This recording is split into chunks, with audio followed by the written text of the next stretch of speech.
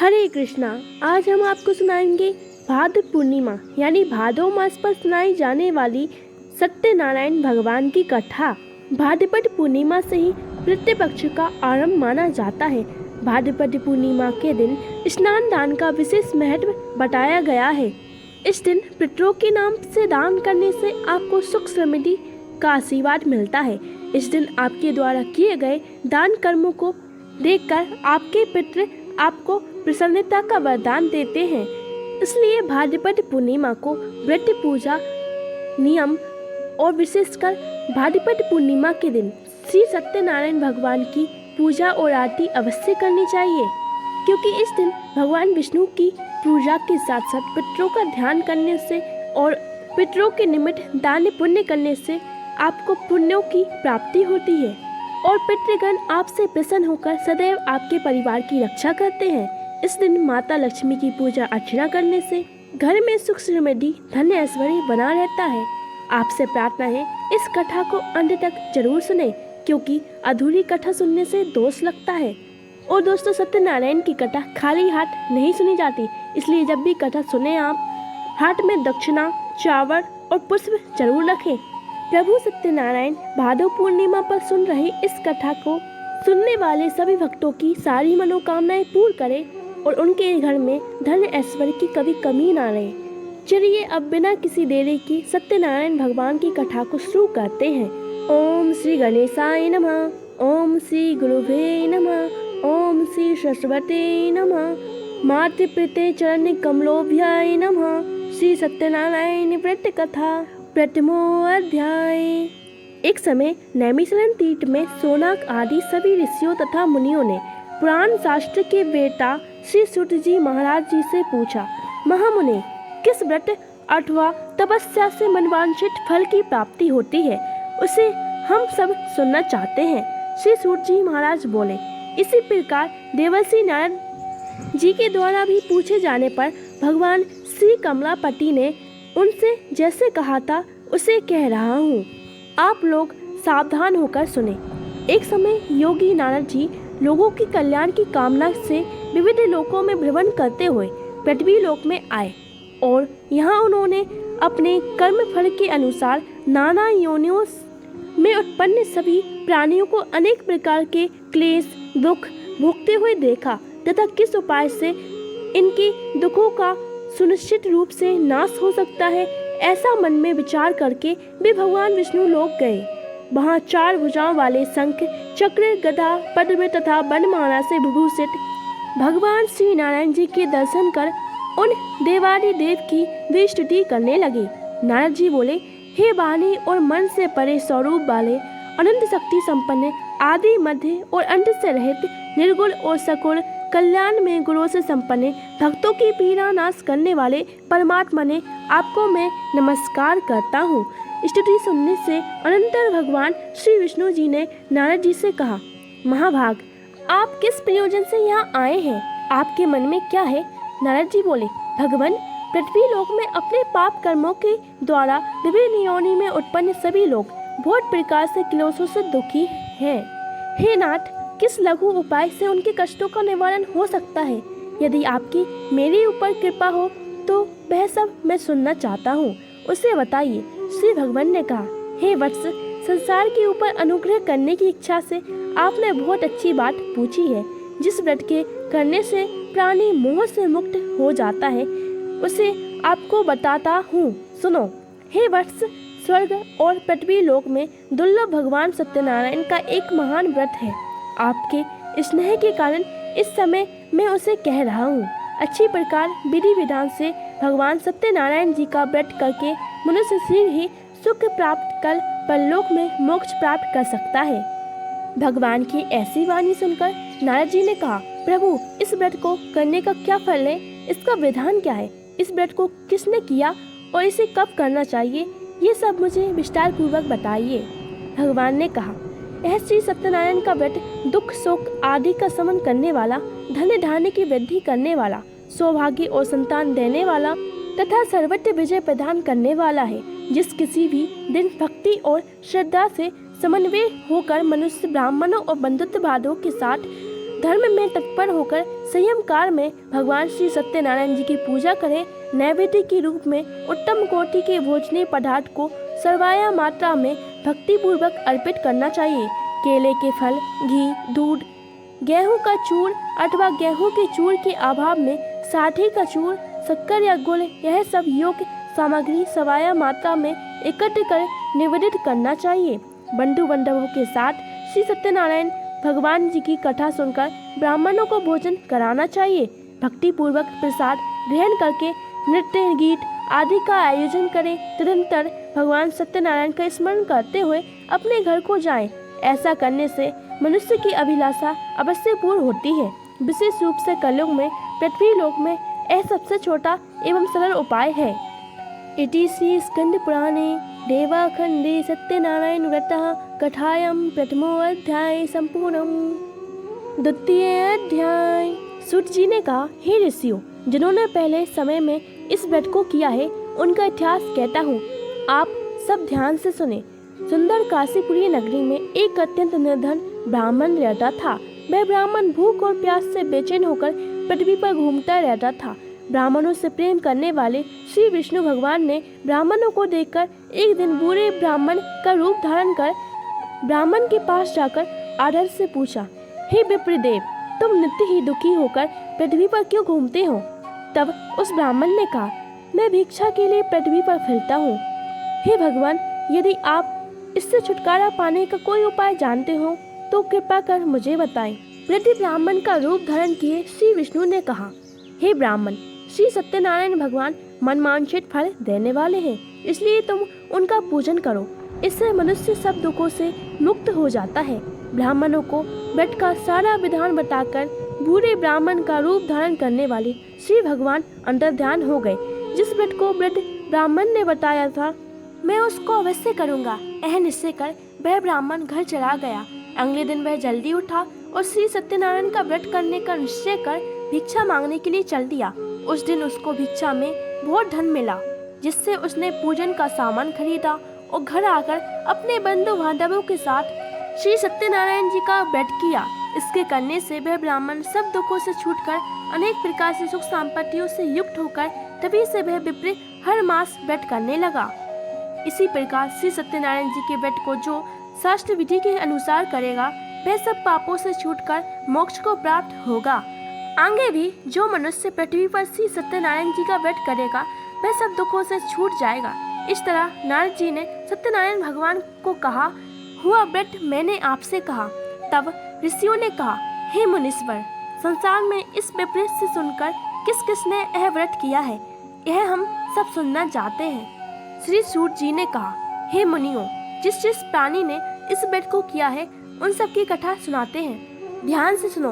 एक समय वह ब्राह्मण धन और ऐश्वर्य के अनुसार बंधु बांधवों के साथ व्रत पूजन कर रहा था कि उसी समय एक लकड़हारा आया। उसने लकड़ियां बाहर रख दी और विप्र के घर में चला गया। प्यास से व्याकुल लकड़हारे ने विप्र को व्रत करते हुए देखा। वह प्यास को भूल गया। उसने उस विप्र को नमस्कार किया और पूछा, हे विप्रवर, आप यह किसका पूजन कर रहे हैं? इस व्रत से क्या फल मिलता है? कृपया करके मुझे बताइए।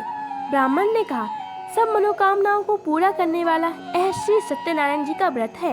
इनकी ही कृपा से मेरे यहाँ धन्य धान्य आदि की वृद्धि हुई है।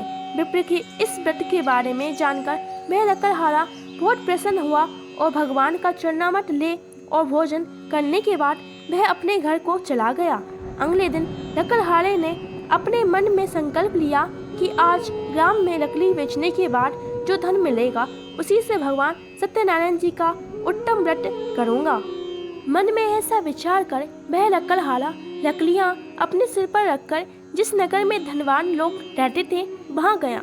उस दिन उसे उन लकड़ियों का चौगुना दाम मिला। वह बूढ़ा लकड़हारा अति प्रसन्न होकर पक्के केले, शक्कर, शहद, घी, दूध, दही, गेहूं का चूर इत्यादि से श्री सत्यनारायण भगवान के व्रत की सभी सामग्री लेकर अपने घर आ गया। फिर उसने अपने बंधु बांधवों को बुलाकर विधि विधान से भगवान की पूजा और व्रत करने लगा। उस व्रत के प्रभाव से वह बूढ़ा लकड़हारा धन, पुत्र आदि से युक्त हुआ और संसार के समस्त सुख भोग कर बैकुंठ को चला गया। इति श्री स्कंद पुराणे रेवाखंडे सत्यनारायण व्रत कथायां द्वितीयोऽध्याय संपूर्णम्। तृतीय अध्याय। श्री सूत जी ने कहा, हे श्रेष्ठ मुनियों, अब एक और कथा कहता हूँ। पूर्व काल में उल्का मुख नाम का एक बुद्धिमान राजा था। वह सत्यवक्ता और जितेंद्रिय था। प्रतिदिन देव स्थानों पर जाता था और गरीबों को धन देकर उनके कष्ट को दूर करता था। उसकी पत्नी सुंदर और सती साध्वी थी। भद्रशिरा नदी के तट पर उन दोनों ने श्री सत्यनारायण भगवान जी का व्रत किया। साधु नामक एक वैश्या राजा को व्रत करते देख उनसे पूछने लगा, हे राजन, भक्ति युक्त चित्त से यह आप क्या कर रहे हैं? मेरी सुनने की इच्छा है। तब महाराज उल्का मुख ने कहा, हे साधु वैश्य, मैं अपने बंधु बांधवों के साथ संतान की प्राप्ति के लिए महाशक्तिमान सत्यनारायण भगवान का व्रत व पूजन कर रहा हूँ। उसने कहा, हे राजन, मुझे भी इसका सब विधान बताइए। मैं भी अपने कथा अनुसार इस व्रत को करूँगा। मुझे कोई संतान नहीं है। विश्वास है कि इससे निश्चय ही मेरे यहाँ भी संतान होगी। राजा से सब विधान सुन व्यापार से निवृत्त हो वह वैश्या खुशी खुशी अपने घर आया। वैश्य ने अपनी पत्नी लीलावती से संतान देने वाले उस व्रत का समाचार सुनाया और प्रण लिया, जब हमारे यहाँ संतान होगी तब मैं इस व्रत को करूँगा। एक दिन उसकी पत्नी लीलावती संसारिक धर्म से प्रवृत्त होकर गर्भवती हो गई। उसने एक सुंदर कन्या को जन्म दिया। कन्या का नाम कलावती रखा गया। इसके बाद लीलावती अपने पति को स्मरण दिलाया कि आपने जो भगवान का व्रत करने का संकल्प किया था, अब आप उसे पूरा कीजिए। साधु वैश्य ने कहा, हे प्रिय, मैं कन्या के विवाह पर इस व्रत को करूँगा। इस प्रकार अपनी पत्नी को आश्वासन दे वह व्यापार करने के लिए चला गया। काफी दिनों के पश्चात वह लौटा तो उसने नगर में सखियों के साथ अपनी पुत्री को खेलते हुए देखा। वैश्य के तत्काल कलावती के लिए कोई सुयोग्य वर की तलाश की। कंचन नगर के एक सुयोग्य वरिक पुत्र ने अपने बंधु बांधवों के साथ प्रसन्नचित्त होकर अपनी पुत्री का विवाह उसके साथ कर दिया। वैश्य विवाह के समय भी सत्यनारायण भगवान का व्रत करना भूल गया। इस पर श्री सत्यनारायण भगवान की लीला हुई। अपने कार्य में कुशल साधु नामक वैश्य अपने जमाता सहित नाव को लेकर व्यापार करने के लिए समुद्र के समीप स्थित रतनसापुर नगर में आ गया। दोनों ससुर जमाई राजा चंद्रकेतु के नगर में व्यापार करने लगे। एक दिन भगवान सत्यनारायण जी की माया से प्रेरित होकर चोर राजा का धन चुराकर भाग गया। राजा के दूतों ने उसका पीछा करते हुए देखा। चोर ने घबराकर राजा के धन को उसकी नाव में रख दिया और भाग गया जहाँ ससुर जमाई थे। तब राजा के धन को उसकी नाव में रखा देखा तो पकड़कर राजा के समीप जाकर बोले, हम ये दो चोर पकड़कर लाए हैं, आप आज्ञा दें। राजा ने कारागार में डालने की आज्ञा दे दी। इस प्रकार राजा की आज्ञा से उनको कठिन कारावास में डाल दिया गया तथा अपने धन को भी ले लिया गया। सत्यनारायण भगवान की लीला के अनुसार साधु वैश्य की पत्नी लीलावती व पुत्री कलावती के घर पर घोर संकट आए। उनके घर में रखा धन चोरी हो गया। एक दिन शारीरिक और मानसिक पीड़ा तथा भूख प्यास से अति दुखित हो भोजन की चिंता में कलावती एक ब्राह्मण के घर गई। उसने श्री सत्यनारायण भगवान का व्रत होते हुए देखा। उसने कथा सुनी और प्रसाद ग्रहण कर रात को घर आई। माता ने कलावती से पूछा, हे पुत्री, तू अब तक कहाँ रही? ब्याह तेरे मन में क्या है? कलावती बोली, हे माता, मैंने श्री सत्यनारायण भगवान का व्रत होते हुए देखा है। तब कलावती के वचन सुनकर लीलावती ने सत्यनारायण भगवान के पूजन की तैयारी की। उसने परिवार और बंधुओं सहित श्री सत्यनारायण भगवान जी का पूजन व व्रत किया और वर मांगा कि मेरे पति और दामाद शीघ्र ही घर लौट आएं। साथ ही प्रार्थना की कि हम सबका अपराध क्षमा करो। श्री सत्यनारायण भगवान जी इस व्रत से संतुष्ट हो गए। उन्होंने राजा चंद्रकेतु को सपने में दर्शन देकर कहा, हे राजन, जिन दोनों वैश्याओं को तुमने बंदी बना रखा है वे निर्दोष है, उन्हें प्रातः ही छोड़ देना। राजा से वचन कहकर भगवान अंतर ध्यान हो गए। प्रातः काल राजा चंद्रकेतु ने सभा में सबको अपना स्वप्न सुनाया और सैनिकों को आज्ञा दी कि दोनों वणिक पुत्रों को कैद से मुक्त कर दिया जाए और सभा में लाया जाए। दोनों ने आते ही राजा को प्रणाम किया। राजा ने उनसे कहा, हे महान अनुभव, तुम्हें भावावश ऐसा कठिन दुख प्राप्त हुआ है। अब तुम्हें कोई भय नहीं है, तुम मुक्त हो।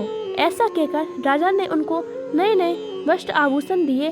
उनको जितना धन लिया था उससे दूना लौटाकर आदर से विदा किया। दोनों वैसे अपने घर को चल दिए।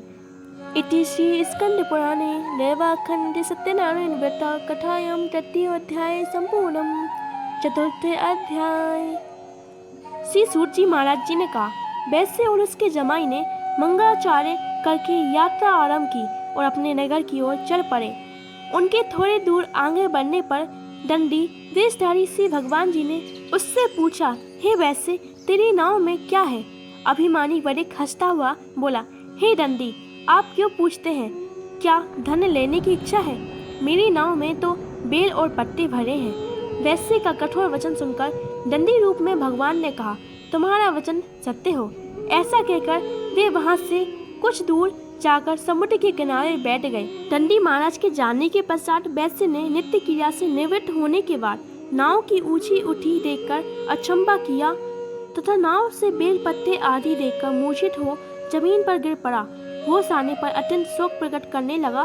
तब उसने जमाता से कहा, आप शोक न करें, यही दंडी महाराज का श्राप है, अतः उनके शरण में चलना ही होगा, तभी हमारी मनोकामना पूरी होगी। जमाता के वचन सुनकर दंडी महाराज के पास पहुंचा और भक्ति भाव से प्रणाम करके बोला, मैंने जो आपसे असत्य वचन कहे थे उसके लिए मुझे क्षमा करें। ऐसा कहकर वैश्य रोने लगा। तब दंडी भगवान ने कहा, हे बालिक पुत्र, मेरी आज्ञा से तुझे बार बार दुख प्राप्त हुआ है, तू मेरी पूजा से विमुख हुआ है। तब उसने कहा, हे भगवान, आपकी माया से ब्रह्मा आदि देवता भी आपके रूप को नहीं जान पाते हैं, तब मैं अज्ञानी भला कैसे जान सकता हूँ? आप प्रसन्न होइए, मैं अपनी सामर्थ्य के अनुसार आपकी पूजा करूँगा। मेरी रक्षा कीजिए प्रभु, और पहले के समान मेरी नौका में धन भर दीजिए। उसके भक्ति युक्त वचन सुनकर भगवान प्रसन्न हो गए और उसकी इच्छा अनुसार वर देकर अंतर्ध्यान हो गए। तब ससुर व जमाता दोनों ने नाव पर आकर देखा कि नाव में धन परिपूर्ण है। फिर वे भगवान सत्यनारायण जी की पूजन कर जमाता सहित अपने नगर को चला। जब वह अपने घर व नगर के निकट पहुंचा, तब उसने एक दूत को अपने घर भेजा। दूत ने वैश्य के घर जाकर उसकी पत्नी को नमस्कार किया और कहा, आपके पति अपने दामाद सहित इस नगर के समीप आ गए हैं। लीलावती और उसकी कन्या कलावती उस समय भगवान की पूजन कर रहे थे। दूत का वचन सुनकर साधु की पत्नी ने बड़ा हर्ष के साथ सत्यदेव का पूजन पूर्ण किया और अपनी पुत्री से कहा, मैं अपने पति के दर्शन को जाती हूँ, तू भी कार्य पूर्ण कर शीघ्र आना। परंतु कलावती पूजन और प्रसाद छोड़कर अपने पति के दर्शन के लिए चली गई, परंतु उसको पति का दर्शन प्राप्त नहीं हुआ। नौका को डूबा हुआ तथा कन्या को रोटी हुई देख वैसे दुखित हो बोला, हे प्रभु, मुझसे या मेरे परिवार से जो भी भूल हुई है उसे क्षमा करो। उसके दीन वचन सुनकर सत्यदेव भगवान प्रसन्न हो गए। आकाशवाणी हुई कि हे वैश्य, तेरी कन्या प्रसाद छोड़कर आई है, इसका पति अदृश्य हुआ है। यदि वह घर जाकर प्रसाद खाकर लौटे तो इसका पति अवश्य मिलेगा। आकाशवाणी सुनकर कलावती ने घर पहुंचकर पूजन कर प्रसाद खाया और फिर आकर अपने पति के दर्शन किए।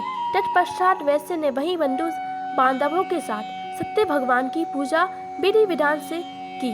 वह इस लोक को सुख भोगकर अंत में स्वर्गलोक को गए। इति श्री स्कंद पुराणे रेवाखंडे सत्यनारायण व्रत कथायां चतुर्थ अध्याय संपूर्णम। पंचम अध्याय। श्री सूत जी ने आगे कहा, हे ऋषियों, मैं एक और भी कथा कहता हूँ। प्रजा पालन में लीन टुकध्वज नाम का एक राजा था। वह भगवान सत्यदेव का प्रसाद त्याग कर बहुत दुख पाया। एक समय राजा वन में वन्य पशुओं को मारकर बड़े से बड़े वृक्षों के नीचे आया। वहाँ उसने ग्वालों की भक्ति भाव से बंधु बांधवों सहित श्री सत्यनारायण भगवान की पूजा व्यक्त करते हुए देखा, परंतु राजा देखकर भी अभिमान बस ना तो वहाँ गया और न ही सत्यदेव भगवान को नमस्कार किया। जब ग्वालों ने भगवान का प्रसाद उनके सामने रखा तो वह प्रसाद को त्याग कर अपने नगर को चला गया। नगर में पहुंचकर उसने देखा कि उसका सब कुछ नष्ट हो गया है। वह समझ गया कि सब सत्यदेव ने ही किया है। तब वह उसी स्थान वापस आया और ग्वालों के समीप आया और विधि पूर्वक पूजन कर प्रसाद खाया। सत्यनारायण जी की कृपा से वह सब कुछ पहले जैसा हो गया, जिससे दीर्घकाल तक सुख भोग कर स्वर्गलोक चला गया। जो मनुष्य इस परम दुर्लभ व्रत को करेगा, श्री सत्यनारायण भगवान की कृपा से उसे धन धान्य की प्राप्ति होगी। निर्धन धनी बंधी बंधक से मुक्त होकर निर्भय हो जाएगा। संतानहीन को संतान प्राप्त होती है तथा सब मनोरथ पूर्ण होकर अंत में वह वैकुंठ धाम को जाता है। जिन्होंने पहले इस व्रत को किया है, अब उनके दूसरे जन्म की कथा भी सुनिए। सतानंद नामक ब्राह्मण ने सुदामा के रूप में जन्म लेकर श्री कृष्ण की भक्ति कर मोक्ष प्राप्त किया। ओलका मुख नाम के महाराज ने राजा दशरथ बने और श्री रंगनाथ का पूजन कर वैकुंठ को प्राप्त हुए। साधु नाम के वैश्य ने धर्मात्मा सत्यपृथ्वी के राजा मोरध्वज बनकर अपने पुत्र को आरे की चीर कर मोक्ष को प्राप्त हुआ। महाराज तुंगध्वज स्वयंभू मनु बने। उन्होंने वोट से लोगों को भगवान की भक्ति में लीन कर मोक्ष प्राप्त किया। लकड़हारा भीर अगले जन्म में घू नामक निषाद हुआ, जिसे भगवान श्री राम के चरणों की सेवा कर मोक्ष प्राप्त हुआ। इति श्री स्कंद पुराणे लेवाखंडे सत्यनारायण व्रत कथायां पंचमो अध्याय संपूर्णम। दोस्तों, इस प्रकार सत्यनारायण भगवान की 5वें अध्याय की कथा समाप्त होती है। जो भी इस कथा को पूरे भक्ति भाव से सत्यनारायण भगवान की कथा करता है, उसकी सत्यनारायण भगवान सारी मनोकामनाएं पूर्ण करते हैं।